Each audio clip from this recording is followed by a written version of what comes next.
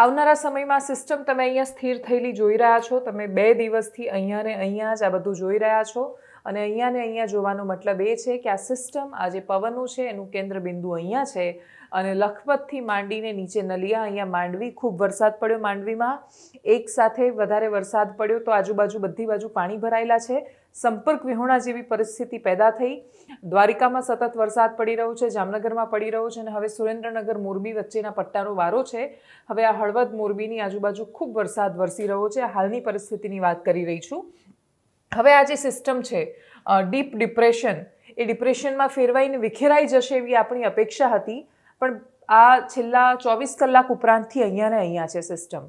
આવનારા સમયમાં શું થવાનું છે તો સવારે 5 વાગ્યા સુધીમાં પણ એ સિસ્ટમ બહુ જ, એટલે અહીંયાથી અહીંયા આવી રહી છે અને અહીંયાથી અહીંયા આવી રહી છે. અને જ્યારે દરિયામાં આવે છે ત્યારે સિસ્ટમ હંમેશા બહુ સ્ટ્રોંગ બને છે. આની પહેલાં પણ આપણે વાત કરી હતી કે દરિયામાં ઘણા બધા જો એને દરિયાનું થોડું પણ ગરમ તાપમાન મળી જાય, દરિયાના પાણીની ઉપરની સપાટીનું સરફેસનું તાપમાન, તો એને બહુ જ મોટું બળ મળી જાય છે અને પછી એ વાવાઝોડામાં ફેરવાઈ જાય છે.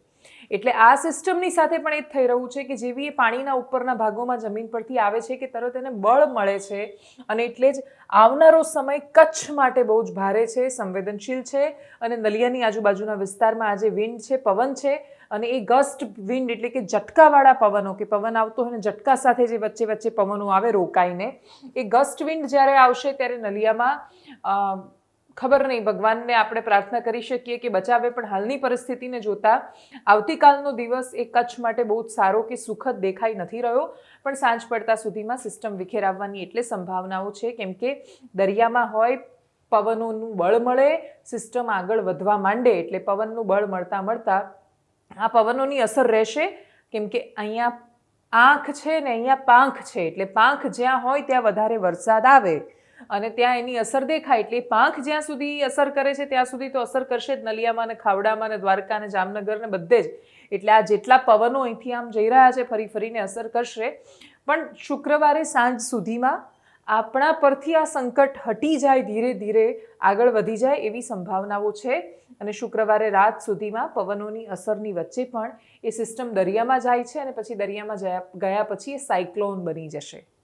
એ સાયક્લોન બિપરજોય જેટલું તીવ્ર નહીં હોય, નબળું તો નબળું, પણ એ વાવાઝોડું બનશે અને એ વાવાઝોડું દરિયામાં આગળ વધશે. દરિયામાં જ્યારે જ્યારે આ સિસ્ટમ હોય ત્યારે અસર થાય. પાકિસ્તાન પર એની અસર થવાની છે મોટા ભાગે અને પછી દરેક વખતે એ આગળ વધતા વધતા લગભગ મસ્કત, ઓમાન બાજુ જાય એવી સંભાવનાઓ છે. એટલે આવનારા સમયમાં એ સિસ્ટમ એનો રૂટ કયો રાખે છે, એટલે અત્યારે તો ચાબહાર પોર્ટ બાજુ જતા દેખાઈ રહ્યું છે. ચાબહાર પોર્ટે ટકરાય છે કે પછી ફરીને, એટલે ફરીને અહીંયા આવે છે, પણ ટૂંકમાં વાવાઝોડું બની જાય છે આ સિસ્ટમ. એટલે આપણે એ રીતે નસીબદાર છીએ કે આપણે ગુજરાતમાં હતું ત્યારે અહીંયા દરિયાના કિનારે થઈને આમથી સિસ્ટમ નથી પ્રવેશી, વાવાઝોડું નથી ટકરાયું, ડિપ્રેશન હતું અને પછી ડીપ ડિપ્રેશન બન્યું અને રીતે ધીરે ધીરે આગળ વધ્યું.